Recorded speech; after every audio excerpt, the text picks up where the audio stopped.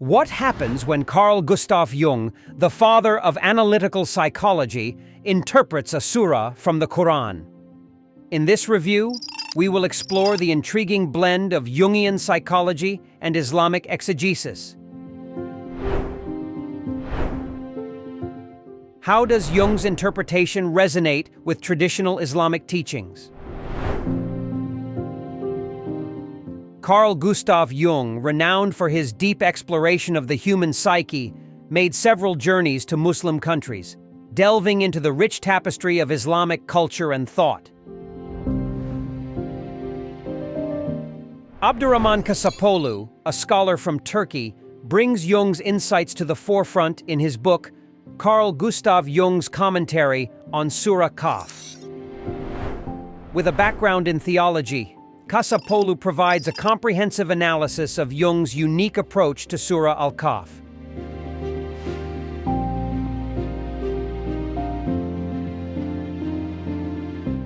Jung presented these comments at the Eranos Conference in 1938. Published in 2006, this book translates Jung's profound interpretations of Surah Al-Kahf into accessible insights. Join us as we delve into Jung's symbolic interpretation of the sleepers of the cave, the guiding presence of Hızır, and the transformative journeys depicted in Surah Al-Kahf.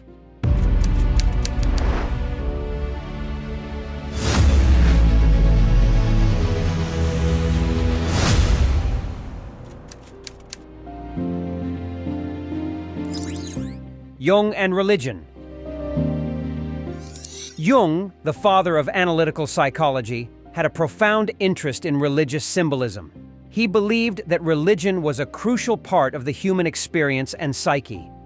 In his book, Psychology and Religion, Jung states, "Religion is a system of healing for psychic illness.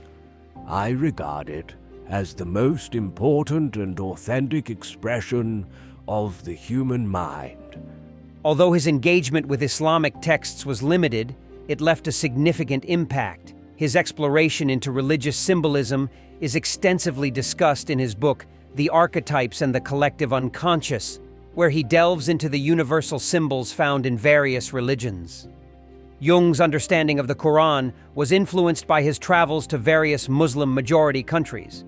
His visits to Egypt, Algeria, Tunisia, and the Sahara allowed him to experience Islamic culture firsthand, enriching his interpretations and insights. He observed the practices and spiritual life of Muslims, which deepened his appreciation for the Quranic teachings.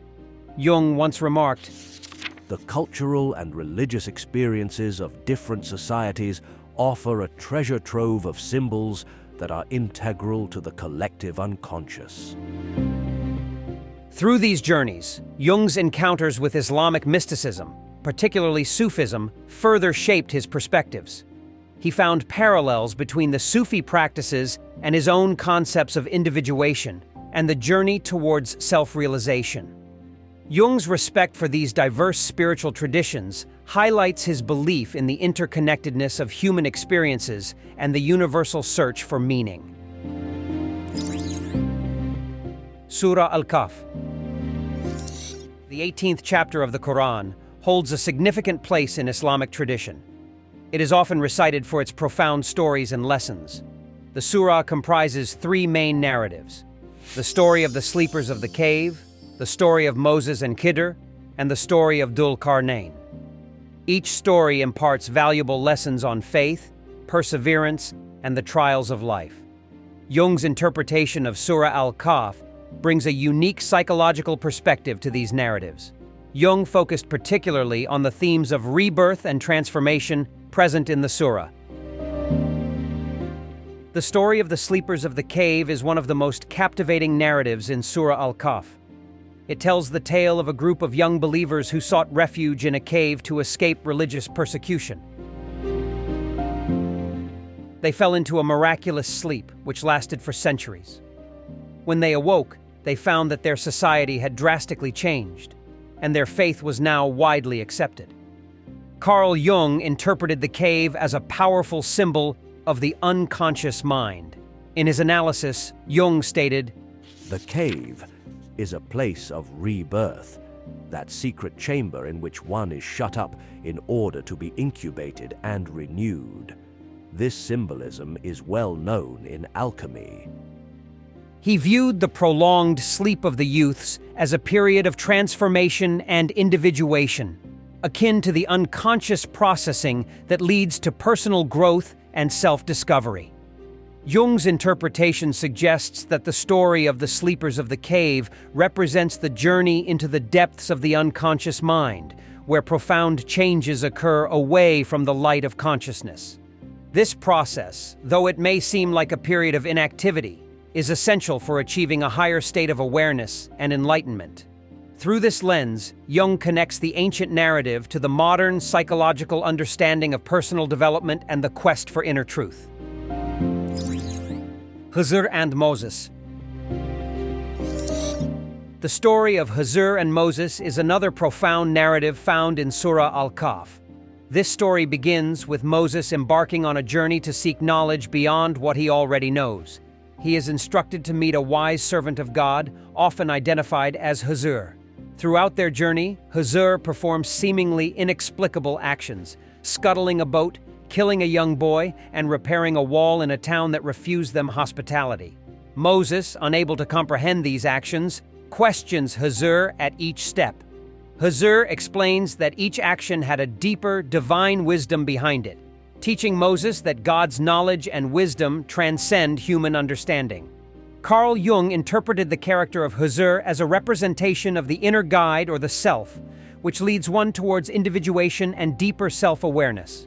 Jung stated, Hızır, in this context, embodies the unconscious processes that guide us towards a more profound understanding of our own psyche and the world around us.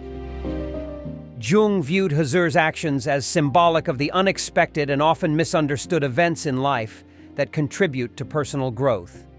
The story illustrates the importance of trusting the inner guidance that comes from the unconscious mind, even when it conflicts with rational thought. According to Jung, Hızır's guidance reflects the psychological process where the unconscious mind reveals truths that are not immediately apparent, helping individuals navigate their life journey and uncover deeper meanings and insights. The story of Dhul-Qarnayn is another significant narrative in Surah Al-Kahf. Dhul-Qarnayn, often identified with a figure of great power and wisdom, is portrayed as a just ruler who travels to the ends of the earth to uphold justice and righteousness. His name, which means the two-horned one, is thought to symbolize his expansive reach and authority. In his journeys, he encounters various peoples and challenges, including a group threatened by the tribes of Gog and Magog. Dhul-Qarnayn helps these people by building a massive barrier to protect them, symbolizing the defense against chaos and destruction. Carl Jung's interpretation of Dhul-Qarnayn centers on the archetype of the wise ruler and the hero's journey. Jung viewed Dhul-Qarnayn as a symbol of the individuation process, where the individual integrates different aspects of the self to achieve wholeness. Jung noted, Dhul-Qarnayn's journey to the edges of the known world represents the exploration of the unconscious and the confrontation with the unknown aspects of the psyche. In Jung's analysis, the construction of the barrier against Gog and Magog symbolizes the psychological effort to establish boundaries and protect the conscious mind from the chaotic and destructive forces of the unconscious. This act of building represents the integration and harmonization of the conscious and unconscious parts of the mind, leading to personal growth and the development of a strong, resilient self. Through this lens, Dhul-Qarnayn's story reflects the universal quest for self-discovery and the establishment of inner order amidst external and internal challenges. Carl Gustav Jung's interpretation of Surah Al-Kahf offers a unique and profound blending of analytical psychology and Islamic exegesis. Through the narratives of the sleepers of the cave, Hızır and Moses, and Dhul-Qarnayn, Jung delves into the depths of the human psyche, exploring themes of rebirth, transformation, inner guidance, and the journey towards self-awareness. Jung's approach to Surah Al-Kahf reveals the timeless relevance of these ancient narratives, offering insights into the human condition and the continuous journey towards self-knowledge and enlightenment. Reading this book encourages a deeper understanding of how Jungian psychology intersects with Islamic teachings, enriching both fields and providing valuable perspectives on the path to personal and spiritual growth. As Jung himself once remarked, "The privilege of a lifetime is to become who you truly are." this work is a testament to that journey, inviting readers to explore the depths of their own psyche through the lens of both psychology and faith. May this exploration lead you to profound insights and personal growth. See you again at the attic.